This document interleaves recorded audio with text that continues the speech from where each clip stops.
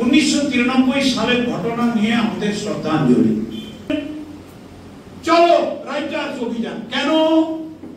জ্যোতিবাবুকে আক্রমণ করতে নয়। রাইটার্স বিল্ডিং এ জ্যোতিবাবুর ঘরের পাশে চিফ ইলেকটোরাল অফিসার সিইও তার অফিস ছিল। ওই অফিসটা আমাদের টার্গেট। কি স্লোগান?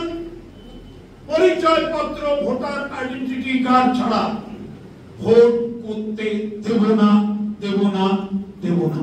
প্রথম কে স্লোগান তুলেছিলেন? মমতা বন্দ্যোপাধ্যায়। আমার উপর দায়িত্ব পড়লো 50 জন এনএলএ কে নিয়ে মিছিল করে জয়েন করা।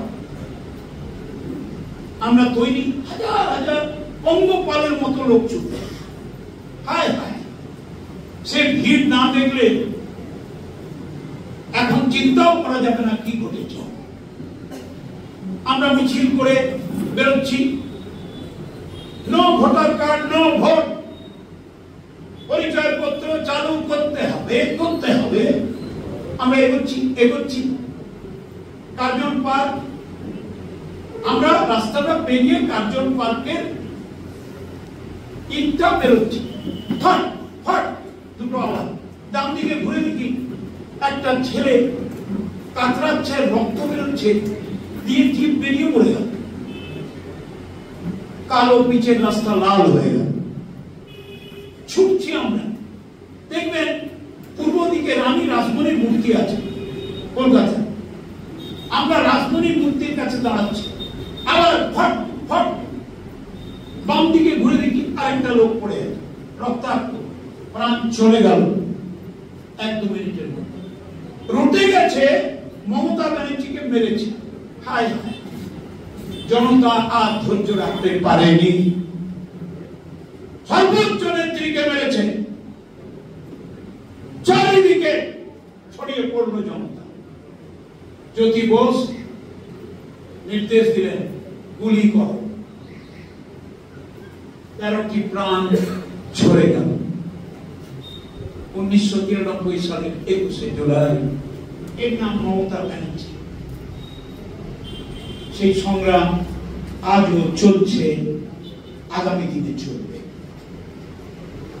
150 টাকার সাদা চটি, 340 টাকার তাঁতের শাড়ি,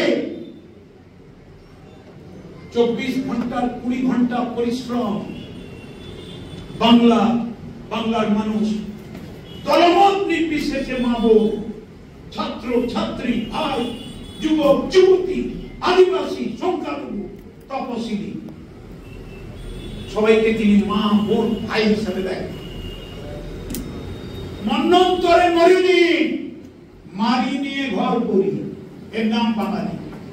তার নেত্রী মমতা ব্যানার্জি। দলটাও একটা সংসার। The party is a family.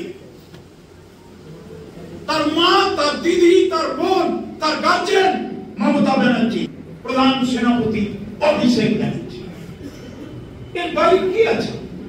আমাদের পরিশ্রম, সততা, নিষ্ঠা, কাজ, দলকে ক্ষতিগ্রস্ত না করা। আজকে একটা বাচ্চা পেটে এসছে, মৃত্যু, কবরস্থান, শ্মশান, মমতা ব্যানার্জি। সামনে মমতা, পিছনে মমতা, ডাইনে মমতা, বাঁয়ে মমতা।